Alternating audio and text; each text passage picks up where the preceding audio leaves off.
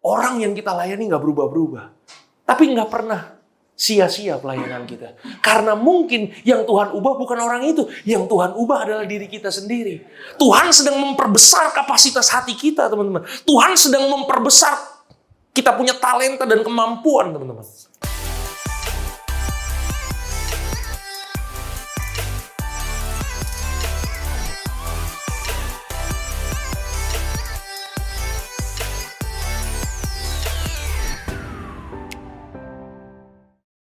Shalom semua. Shalom. Oke, siap belajar pada sore hari ini? Ya, jadi hari ini ya kita di bulan Agustus ini mungkin dari bulan Juli kemarin ya teman-teman ya, kita belajar terus tentang pemuritan, kita belajar terus tentang komunitas ya. Minggu yang lalu masih ingat kita belajar apa? Ya, kita belajar tentang siapa diri kita di dalam Tuhan. Betul nggak sih? Bahwa kita adalah biji sesawi, ya. Tuhan mengumpamakan kita seperti ragi, teman-teman. Jadi, nggak perlu tunggu hebat dulu untuk kita menjangkau jiwa-jiwa. Jadi, siapapun kita, apapun latar belakang kita, percayalah, yang paling penting, kalau ada pemerintahan Tuhan dalam hidup kita, kalau ada Tuhan yang hebat dalam kehidupan kita, siapapun kita bisa jadi berkat buat banyak orang. Yang mengerti, katakan amin. Nah, hari ini kita akan belajar tentang pentingnya komunitas sel ya, teman-teman semua ya. Teman-teman, kalau kita mau jadi orang yang berhasil, kita mau tetap ada di atas, ada dua hal yang perlu kita punya dalam hidup ini. Yang pertama, kita harus punya skill. Katakan sama-sama skill. Ini bukan sikil. Kalau sikil itu kaki, ya kan? Ini skill. Yang kedua, kita harus punya yang namanya karakter. Katakan sama-sama karakter. Ya. Dan setuju nggak bahwa skill itu kita bisa pelajari sendiri? Ya, Bisa nggak? Apalagi di zaman media sosial zaman sekarang ini ya teman-teman ya. Betul nggak sih? Ada YouTube, ada TikTok. Jadi kita bisa belajar semuanya dari YouTube ataupun TikTok, teman-teman. Teman-teman yang hari ini ya, buat yang wanita-wanita yang tidak bisa masak, percayalah. Kalau kita belajar, ya kan? Kita belajar di YouTube, teman-teman, percayalah. Bisa nanti masak, yang mengerti katakan amin. Iya kan? Saya sebelumnya nggak pernah belajar tentang bikin Canva, teman-teman. Bikin PowerPoint ini nggak pernah belajar, ya kan? Tapi karena dengan adanya YouTube, teman-teman bisa lihat betapa luar biasanya hasil karya saya. Yang mengerti katakan haleluya. Iya kan? Nggak pernah belajar, belajarnya di mana? Belajarnya di YouTube. Jadi untuk kita bisa menaikkan skill kita, menjadi orang-orang yang punya skill, kita bisa belajar dengan sendirinya, oke? Nah, yang kedua, kita harus punya yang namanya karakter. Nah, karakter ini harus dibentuk. Katakan sama-sama, harus dibentuk.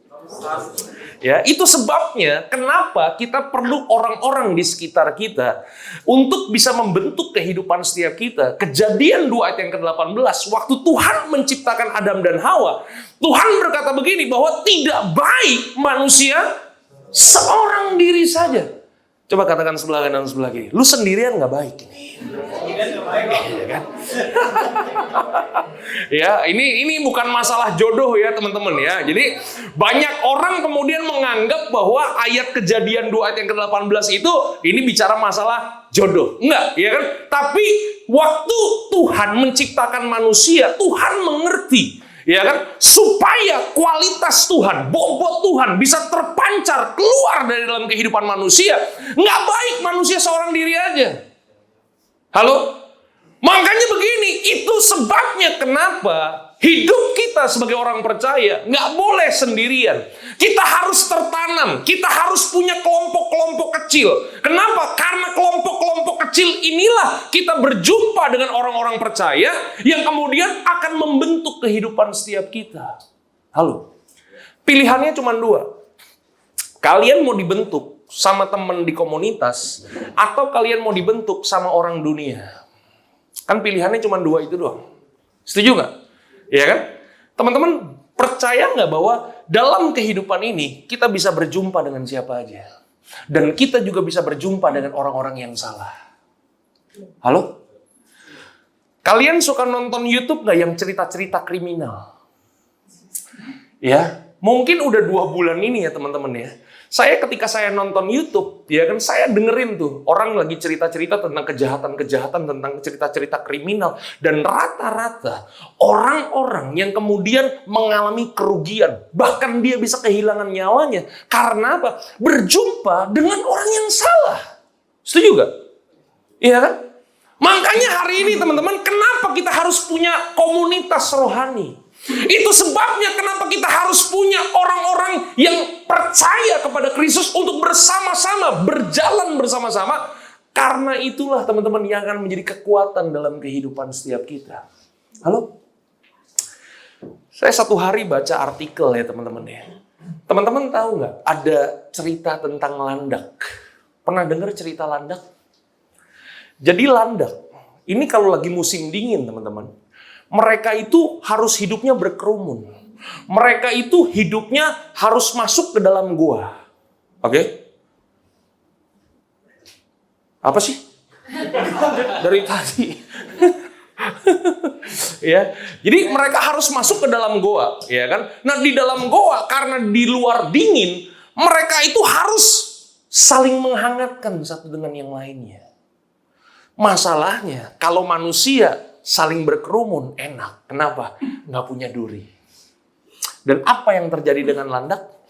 Landak itu mereka harus berkerumun. Mereka harus saling berpelukan satu dengan yang lain. Dan waktu mereka saling berpelukan dengan satu dengan yang lain, maka mereka saling melukai satu dengan yang lain. Halo? Dan kalau ada landak yang nggak mau dilukai, maka apa yang terjadi? Landak itu kemudian akan meninggalkan kawanannya. Landak itu akan pergi keluar dan waktu dia sendirian, maka apa yang terjadi? Landak ini akan mengalami yang namanya kematian, teman-teman. Halo? Itu dia. Dalam kehidupan komunitas orang percaya, kita juga bisa dibentuk, teman-teman. Setuju nggak sih? Katakan sebelah kanan, sebelah kiri. Besi menajamkan besi. Manusia menajamkan? Ya. Mungkin ada beberapa di antara kita yang berpikir, gue bisa kok sendirian. Ya, gue nggak perlu orang lain, gue bisa sendirian. Bisa nggak dia hidup sendirian? Bisa. Tapi belum tentu kualitas Kristus, karakter Kristus keluar dari dalam, termanifestasi keluar. Halo? Tuhan mau nggak kita punya kemampuan untuk mengampuni? Pertanyaannya, bagaimana caranya Tuhan bikin kita punya kualitas mengampuni? Itu dia.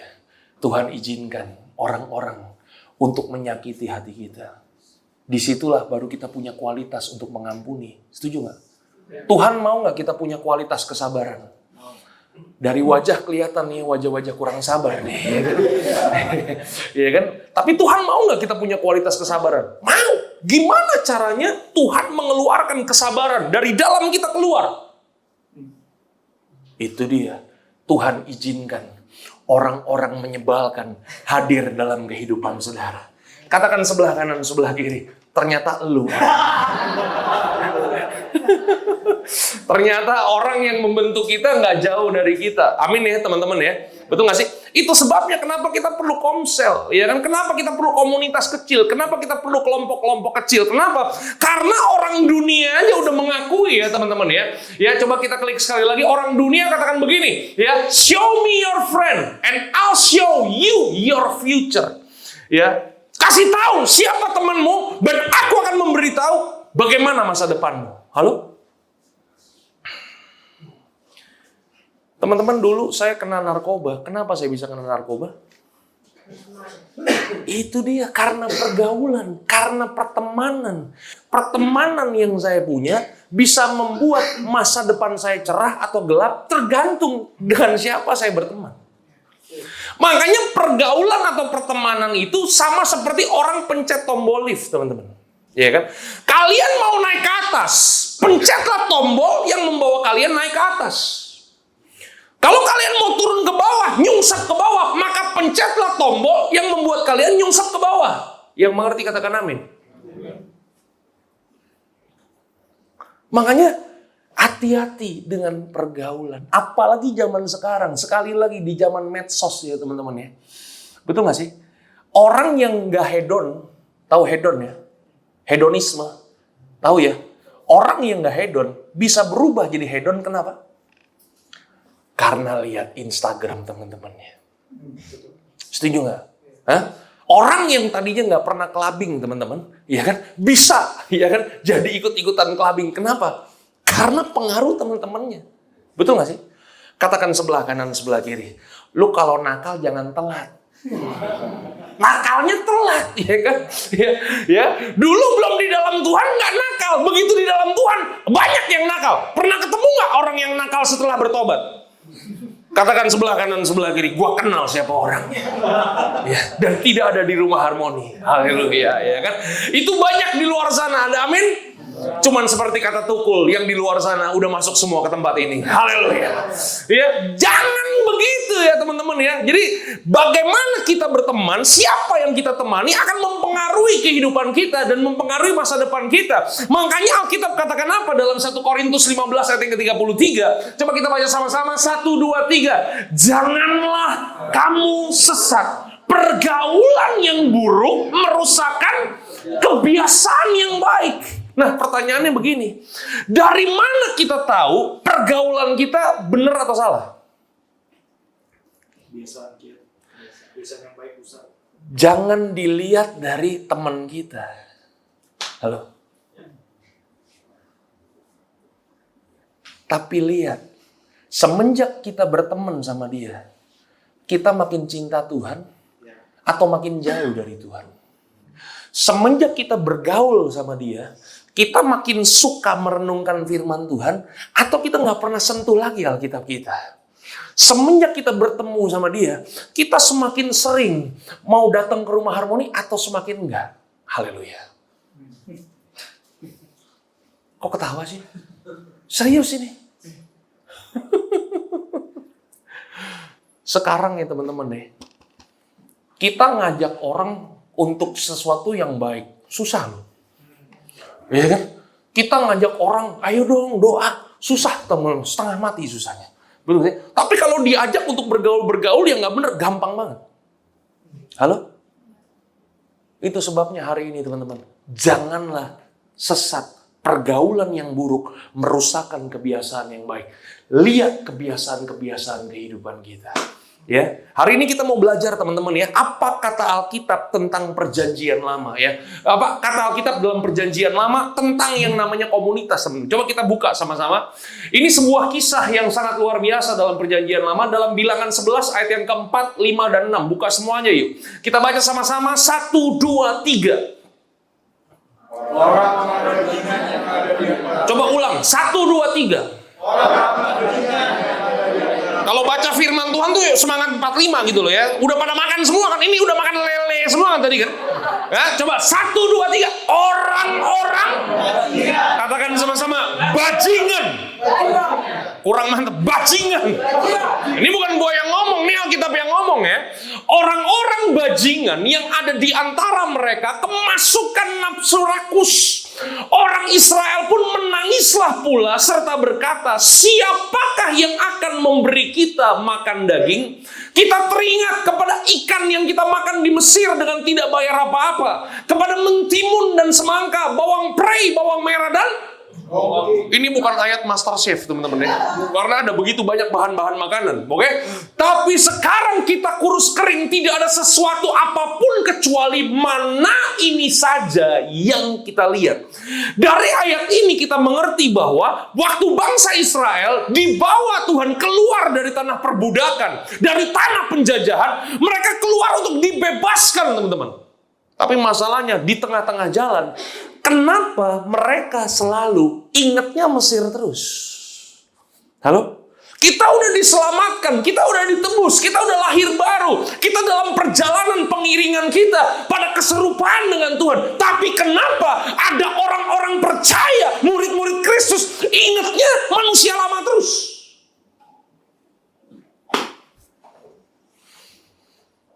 Mau tahu jawabannya? Enggak, kalau nggak mau tahu nggak usah tahu ya. Ini rahasia kerajaan Allah. Hah?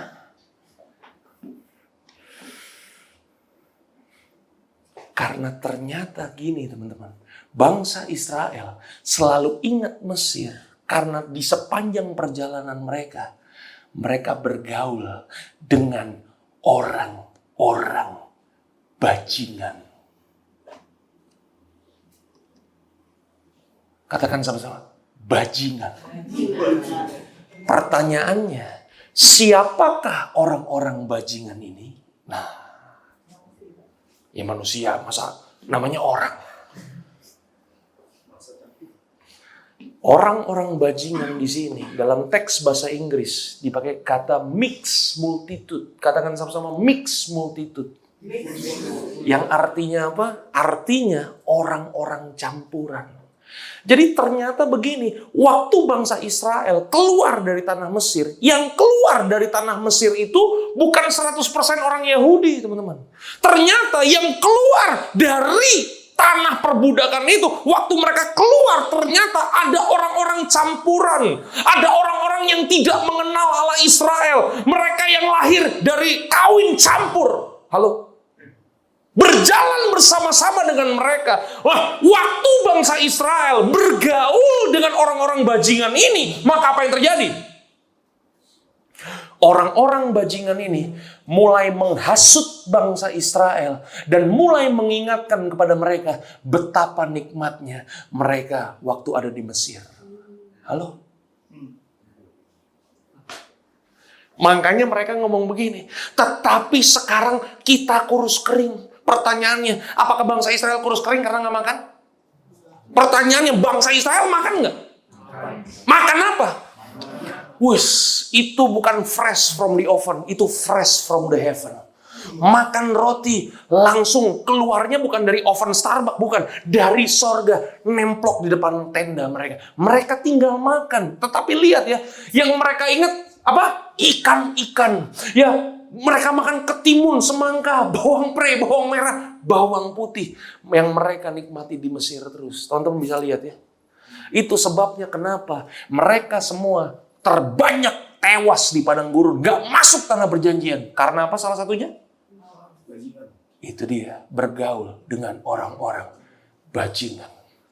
Katakan sebelah kanan, sebelah kiri, bajingan mereka memang itu semua. Ini bukan gue yang ngomong, ini firman Tuhan yang ngomong, yang mengerti katakan amin.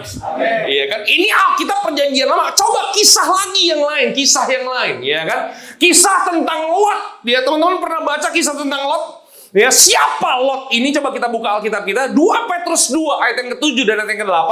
Alkitab katakan apa? Fakta tentang Lot. 1, 2, 3. Tetapi ia menyelamatkan Lot. Katakan sama-sama, orang yang benar. Pertanyaannya begini, Lot itu orang benar bukan? Hah? Kok hampir benar? Lu kurang tebel kacamata apa gimana nih? Ya kan? Alkitab dengan jelas katakan ia adalah orang yang benar. Berarti Lot itu orang benar bukan? Kenapa Lot jadi orang benar? Nggak baca.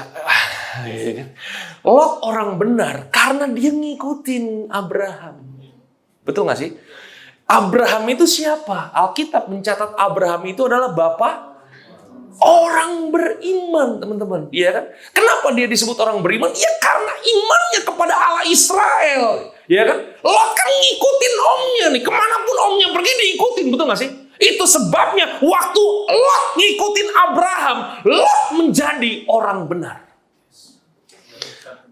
Tetapi Alkitab katakan begini, Lot terus-menerus menderita oleh cara hidup orang-orang yang tidak mengenal hukum dan yang mengikuti hawa nafsu mereka. Lot orang benar, dia tinggal di Sodom dan Gomora, teman-teman, ya kan? Dia tidak mengenal hukum dan mengikuti hawa nafsu mereka. Sebab orang benar ini tinggal di tengah-tengah mereka dan setiap hari melihat dan mendengar perbuatan-perbuatan Sodom dan Gomora yang jahat itu, sehingga jiwanya yang benar itu kita boleh nggak bergaul sama orang yang nggak percaya Tuhan? Boleh. Iya kan? Kita boleh nggak berteman dengan orang-orang yang kelakuannya minim? Boleh. Tetapi bukan kita yang ngikutin mereka. Halo. terbanyak kan kita bergaul sama mereka, kita jadi seperti mereka. Harusnya kan begini, kita ada di tengah-tengah orang berdosa. Kita ada di lingkungan orang-orang yang tidak mengenal Tuhan. Harusnya karena ada kita di situ, yang sakit jadi sehat dong. Jangan gara-gara lu yang sehat jadi sakit malah. Kebalik. Halo. Katakan sebelah kanan sebelah kiri. Gara-gara lu nih. Yang sehat jadi sakit nih. Enggak dong, harusnya yang sakit jadi sehat. Amin. Itu dia. Lot jiwanya tersiksa, ya kan? Dan apa yang terjadi waktu Lot kemudian tinggal di Sodom dan Gomora? Alkitab mencatat Lot itu punya 2 anak perempuan, setuju ya? Ya kan? Dan satu hari Lot kedatangan tamu, namanya malaikat, bertamu di rumahnya. Waktu kedatangan tamu, orang-orang di Sodom dan Gomora langsung kerubutin rumahnya Lot. Itu tamunya, Alkitab mencatat mau diperkosa sama orang di Sodom dan Gomora. Betul kan ceritanya begitu ya? Betul gak sih? Dan apa yang Lot katakan kepada orang-orang di Sodom dan Gomora? Lu jangan ganggu tamu gue. Nih gue punya 2 anak perempuan. Lu pakai aja anak perempuan gue. Itu ada di Alkitab. Di sini ada yang punya karakter seperti Lot.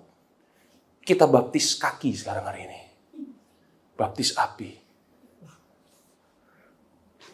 Halo? Kenapa Lot bisa punya kelakuan seperti itu?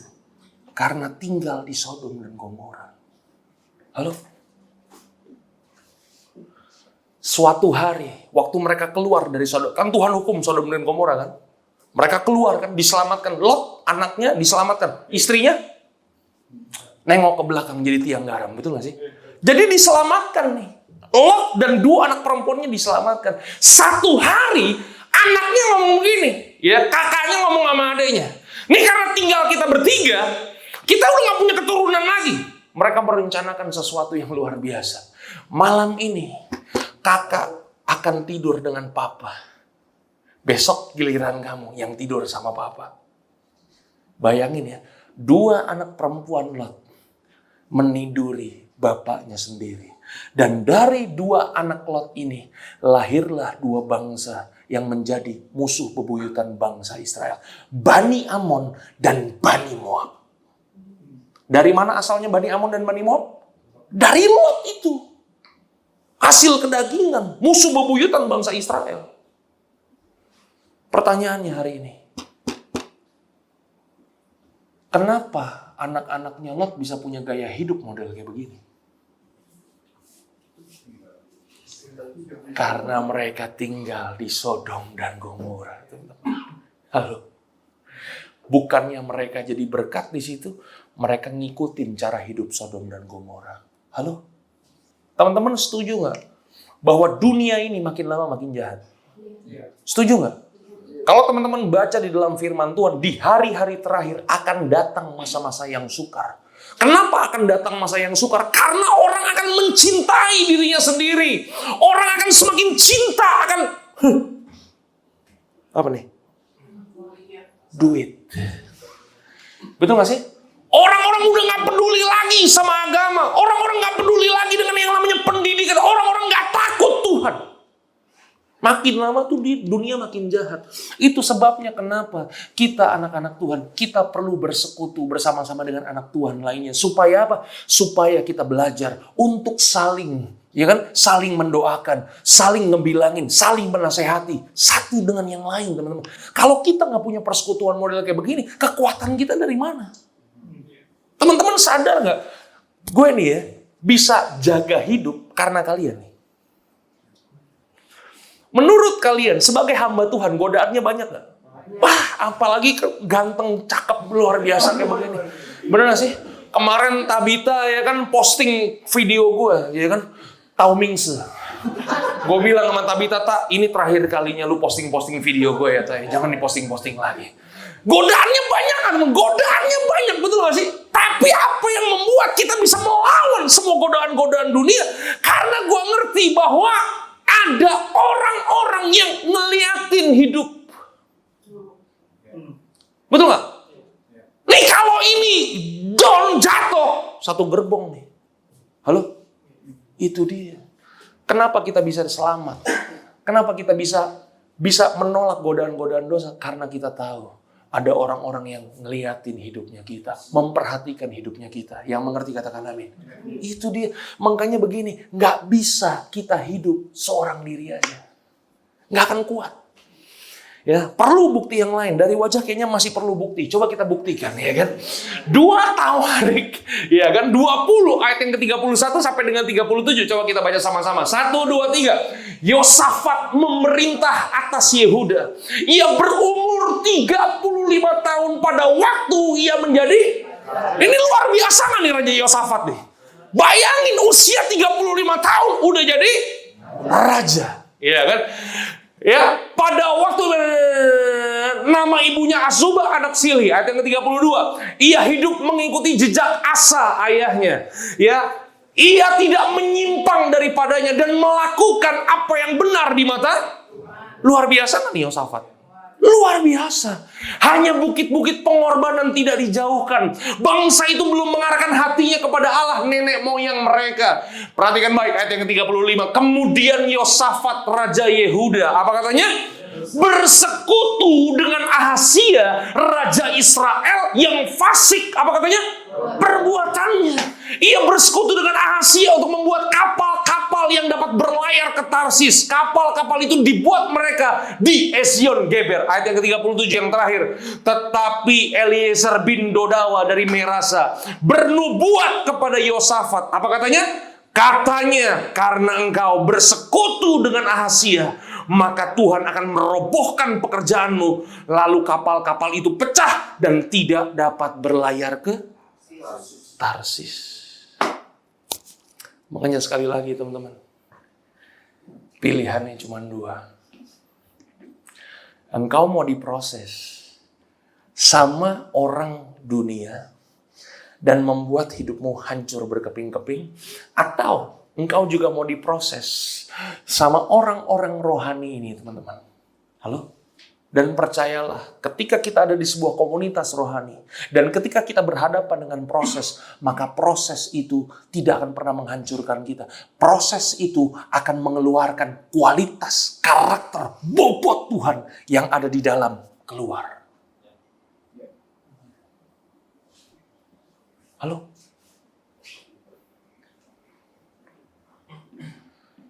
Siap? Siap bertemu dengan landak-landak lainnya? Hah?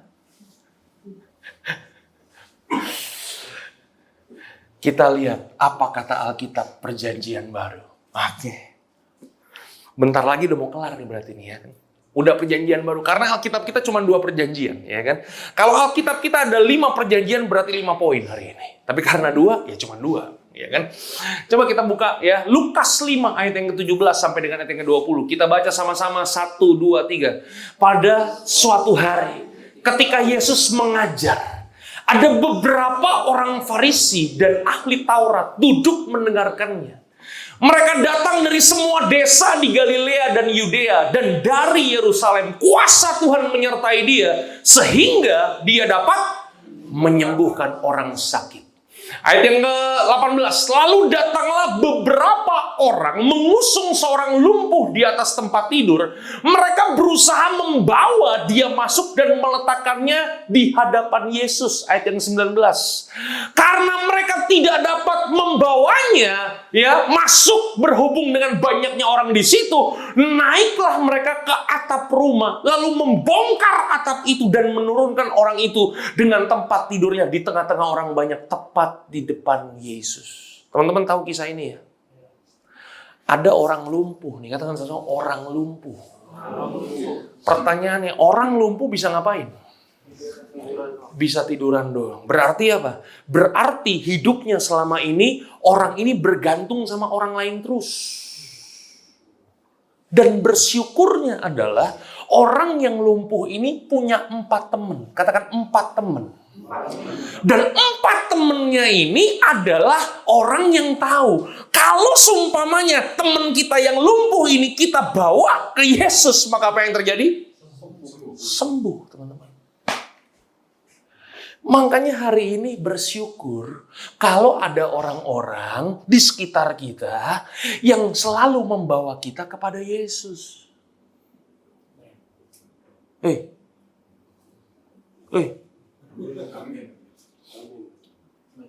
Minimal kasih kode lah, ya kan, jangan diam. Kode, oh ya gitu kan. Ini diam aja. Ulang, ya kan. Makanya hari ini bersyukur kalau ada orang-orang di sekitar kita yang mau membawa kita datang kepada Yesus. Amin. Itu dia, teman-teman. Jangan ada orang-orang yang selalu membawa kita kepada Yesus dicuekin. Udah bukan hanya sekedar dicuekin, diblok. Ada ya begitu ya, ada ya. Hah? Makanya gue bilang tadi kan, ngajak orang pergi yang nggak benar lebih gampang daripada ngajak orang pergi ke Tuhan. Minggu lalu masih ingat teman-teman? Kadang-kadang waktu kita melayani teman-teman, kadang-kadang ekspektasinya tuh beda dengan apa yang kita harapkan, betul nggak sih? Betul nggak sih? Tapi disitulah kita belajar yang namanya kemurnian dan ketulusan, teman-teman. Halo? Waktu kita melayani orang, masih ingat minggu lalu? Orang yang kita layani nggak berubah-berubah. Tapi nggak pernah sia-sia pelayanan kita. Karena mungkin yang Tuhan ubah bukan orang itu. Yang Tuhan ubah adalah diri kita sendiri. Tuhan sedang memperbesar kapasitas hati kita, teman-teman. Tuhan sedang memperbesar kita punya talenta dan kemampuan, teman-teman. Halo? Dan yang luar biasa, waktu temennya turunin orang lumpuh ini berhadapan sama Yesus, ayat yang ke-20 Alkitab katakan apa? Ketika Yesus melihat iman orang lumpuh tersebut, berkatalah, "Hai saudara, dosamu sudah diampuni." Ada amin? Ada amin? Ketika Yesus melihat iman orang lumpuh tersebut, berkatalah ia, "Hai saudara, dosamu sudah diampuni." Ada amin? Ulang lagi sekali lagi. Ketika Yesus melihat iman orang lumpuh tersebut, berkatalah ia, "Hai saudara, dosamu sudah diampuni." Ada amin? Ulang sekali lagi. Ya. Ketika Yesus melihat iman orang lumpuh tersebut, berkatalah ia, "Hai saudara, dosamu sudah diampuni." Ada amin? Masih ada amin juga. Ketika Yesus melihat iman orang lumpuh tersebut, orang lumpuh, berkatalah ia, "Hai saudara-saudara, dosamu sudah diampuni." Ada amin?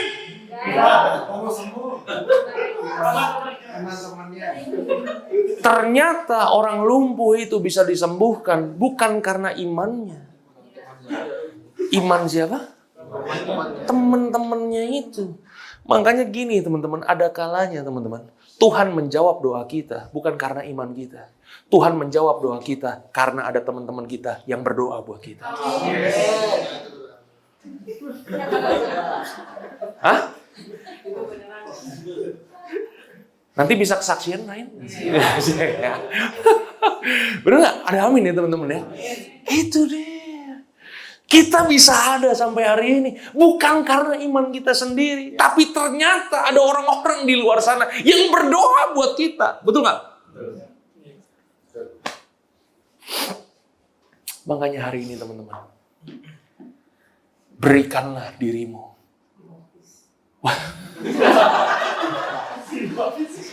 Kalau yang model-model begini mah udah dibaptis semua. Iya kan? Berikanlah dirimu untuk tertanam di komsel-komsel, teman-teman. Penting komsel buat kita. Setuju ya? Nah, ada pengumuman buat teman-teman. Klik sekali lagi. Oke, baca. 1, 2, 3. Ada waktunya Tuhan memenuhi kebutuhan kita. Bukan karena kita, tetapi karena siapa yang ada di sekeliling kita. Oke ya? Amin ya? Oke, klik sekali lagi. Nah, ini. Gue mau memperkenalkan nih. Katakan sama-sama friend. Ya. Jadi di tempat kita punya komsel. Komselnya namanya sekarang friend. Oke? Friend. Jadi kita mau supaya kita berteman, iya kan? Iya kan? Friend. Ya, jadi friend adalah nama komunitas sel yang ada di Rumah Harmoni sebagai sarana untuk membangun hubungan antara sesama murid Kristus dan belajar firman Tuhan dalam kelompok yang lebih kecil. Ya, jadi kita mau melayani itu bukan hanya sekedar di Rumah Harmoni ini, teman-teman. Iya kan? Ini kita masih kecil. Kenapa? Ruangannya udah kecil, panas lagi. Nggak tahu nih AC-nya kenapa hari ini ya, teman-teman ya. Ya. Tapi nanti kalau kita udah naik ke atas, teman-teman, kita akan jauh lebih besar lagi, teman-teman. Ya, mumpung makanya hari ini mumpung masih kecil. Ya, jalinlah hubungan satu dengan yang lain. Kita perkuat perkenalan kita. Amin. Nah, friend itu punya singkatan. Yang pertama apa? Klik sekali lagi nama friendship. Katakan sama-sama friendship. Ya, jadi kita di friend ini kita ingin membangun persahabatan, teman-teman. Kita ingin bergaul dengan orang-orang yang benar, ya. Yang kedua, R-nya itu adalah relate, nyambung. Oke? Buka semuanya yuk. I-nya inspire, menginspirasi. Edify itu artinya mendidik ya teman-teman ya. Needs, kita berjalan bersama dengan orang-orang yang saling membutuhkan satu dengan yang lain. Dan yang ketiga adalah disiplin. Oke? Ya, ada sekali lagi. Nah, dari semenjak bulan Mei kita buka ya teman-teman ya di Rumah Harmoni ini, kita baru punya 2 komsel. Ya, Komsel Jelambar, kok Jelambar lagi? Ini Komsel Sudirman dan ini Komsel Jelambar, oke? Jadi yang ada di Sudirman itu Jumat, teman-teman, di minggu ketiga dan minggu keempat via Zoom, oke? Kemudian yang ada di Jelambar itu setiap hari Kamis, teman-teman, ya, di rumah teman kita Suri, teman-teman. Nah, gue berharap semoga yang lain juga bisa, oke? Yang ada di Sunter, yang ada di Kelapa Gading, kita mesti bangkit lagi nih, oke? Nggak ada oke.